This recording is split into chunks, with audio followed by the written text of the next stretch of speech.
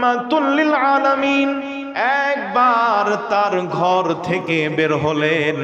জাবের রাদিয়াল্লাহু তাআলা আনহু হাদিসটা বর্ণনা করেন।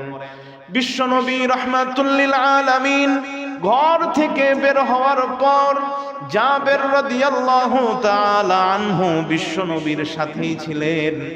বিশ্বনবী রাহমাতুল লিল আলামিন জাবেরকে বললেন, ও জাবের, কিছুক্ষণ আগেই আমার বন্ধু জিবরিল আমার কাছে এসেছিল। জিবরিল এসে আমাকে বলল, পূর্ববর্তী উম্মতের একজন ব্যক্তি ছিল যে আল্লাহর ইবাদত বন্দেগী করার জন্য ঘর বাড়ি, আত্মীয় স্বজন, পরিবার, সমাজ ছেড়ে দিয়ে চলে গেছে সাগরের মাঝখানে একটা দ্বীপের মধ্যে। ওই দ্বীপে গিয়া সে আল্লাহর ইবাদত বন্দেগী করে।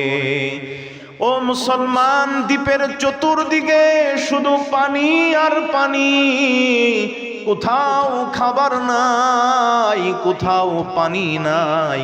পানি যে পান করবে এই রকম কোনো পানি নাই, খাবার যে খাবে এমন কোনো গাছ নাই, এমন কোনো খাবারের ব্যবস্থাও নাই।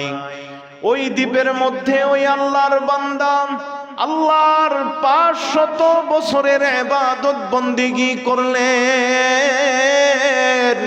500 বছর ধরে আল্লাহর ইবাদত বন্দেগী করবেন, তাহলে খাবে কি? এজন্য আল্লাহ তার খাওয়ার জন্য একটা আনার গাছ সৃষ্টি করে দিলেন।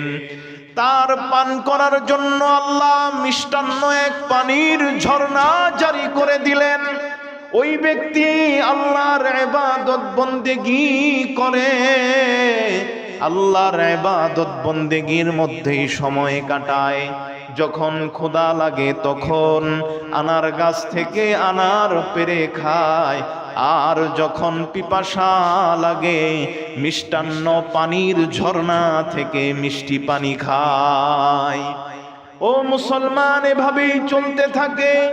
যখন ওই ব্যক্তির মৃত্যুর সময় আসে তখন আল্লাহর কাছে বলে, আল্লাহ প্রভু,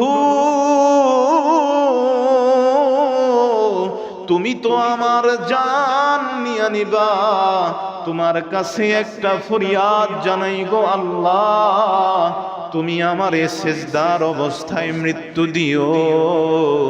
কিয়ামত পর্যন্ত আমার দেহটাকে তুমি হেফাজত করো, পোকামাকড় মাটি যেন আমার দেহকে না খায়।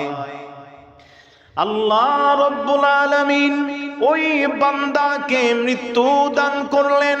আল্লাহ তার দোয়া কবুল করলেন। সিজদারত অবস্থায় বান্দাকে মৃত্যু দিলেন। আল্লাহ তার দেহটাকেও হেফাজত করলেন। বিশ্বনবী রাহমাতুল লিল আলামিন বলেন, ও জাবের, এই ব্যক্তিকে আল্লাহ কিয়ামতের ময়দানে সিজদা থেকে যখন কিয়ামতে হাশরের ময়দানে যখন আল্লাহ উঠাবেন, আল্লাহ তখন ফেরেশতাদেরকে বলবে, ও আমার ফেরেশতারা, তোমরা আমার এই বান্দাকে আমার অনুগ্রহে জান্নাতে দিয়া দাও। ওই লোকটা বলবে, আল্লাহ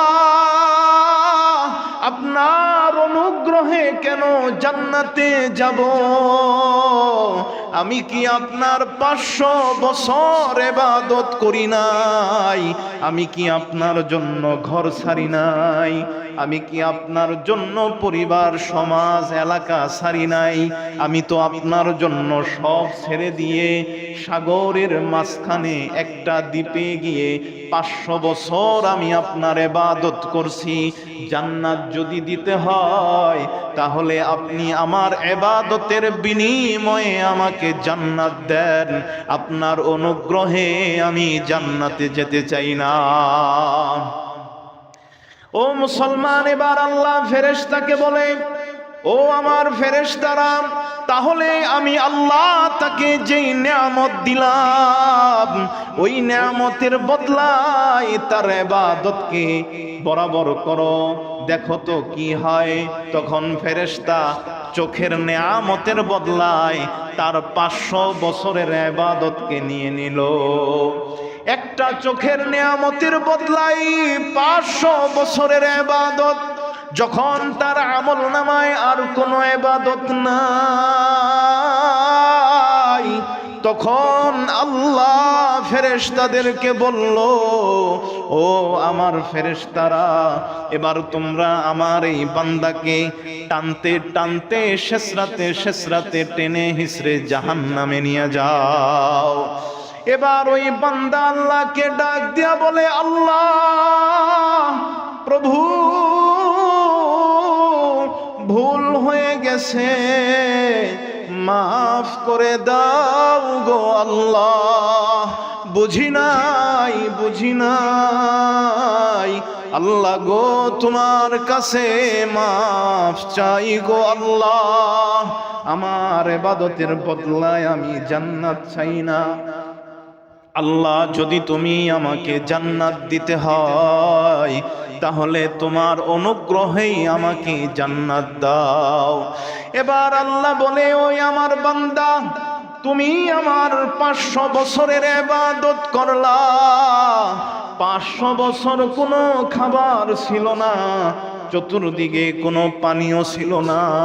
500 বছর ইবাদত করলা কার খায়া? 500 বছর ইবাদত করলা কার পানি পান কইরা? আমি আল্লাহই তো তোমার জন্য আনার গাছের ব্যবস্থা করে দিয়েছিলাম, আমি আল্লাহই তো তোমার জন্য ঠান্ডা মসৃণ মিষ্টি পানির ব্যবস্থা করে দিয়েছিলাম। ও আমার বান্দা, এত অহংকার ভালো না। ইবাদতের বিনিময়ে যদি তুমি জান্নাত চাও তাহলে তোমার অবস্থা এমনই হবে।